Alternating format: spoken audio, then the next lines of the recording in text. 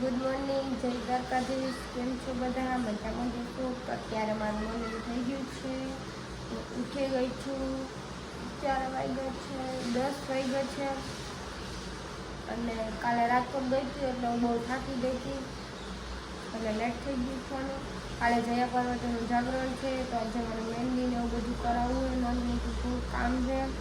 તો વ્લોગમાં એન્ડ તક બન્યા રહેજો. ચેનલમાં નવા હોય તો લાઈક અને સબસ્ક્રાઈબ કરી દેજો. Bye bye. ફાઇનલી મિત્રો હું રેડી થઈ ગઈ છું. મારે જવું છે ગામમાં, થોડી ઘણી વસ્તુ લેવાની છે. તો હું ને મારા મમ્મી બે જાય છી. Hi mummy. તું દાંત જ કાઢે, બીજું કાંઈ શું આવડે? દાંત જ કાઢે, દાંત જ કાઢે. હવે અમે જાય. તો મિત્રો અમે દરબારગઢમાં આવી ગયા છીએ. ટ્રાફિક એ બહુ છે ને વરસાદ પડતો હતો.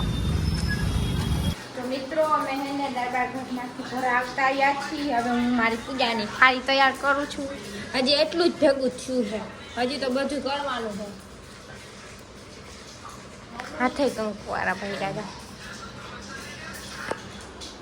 હજી જો મેં કપડાં લઈ આવી, હજી સિલાઈ કરવા નાખવા જવાના છે, મહેંદી કરવા જવાનું છે. હજી તો ઘણું બધું કામ છે. પાર્લરનું કામ તો રહી ગયું,